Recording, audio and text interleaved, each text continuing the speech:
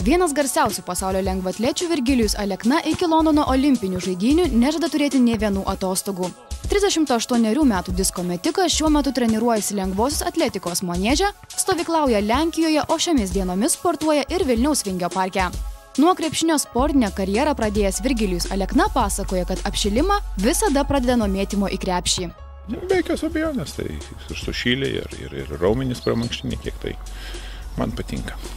Po 2 savaičių dukart olimpinis ir pasaulio čempionas vėl išvyks treniruotis į Lenkiją, o stovyklos pabaigoje planuoja sudalyvauti pirmosiose sezono varžybose. Šiuo metu yra vis tik tai geriau išvažiuoti, kur tai kitas vietas.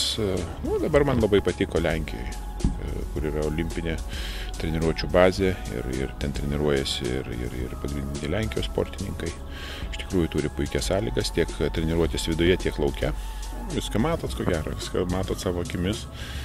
Ko gero matėt ir geresnių vietų, kur galima treniruotis, bet šiuo metu tai yra geriausia treniruočių bazė Vilniuje, tai aišku, reikia tvarkyti. Vis tik tai reikia man treniruotis ir amžius toks, kad jau negaliu praleisti. Praleidžiu 1 dieną, 2, 3, o jeigu savaitę, tai iš viso blogai.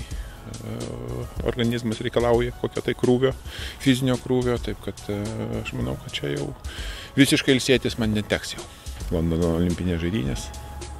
Tik tai norėtųsi nuvažiuoti paskutinį kartą, čia jeigu pavyks nuvažiuoti, tai tikrai bus paskutinis kartas ir norėtųsi iki Londono olimpinių žaidynių dar pasportuoti.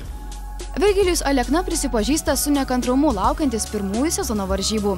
Pagaliau užsigydęs visas jį kamavusias traumas, disko metikas pagrindinių šių metų varžybų startų įvardyja Europos čempionatą Barselonoje.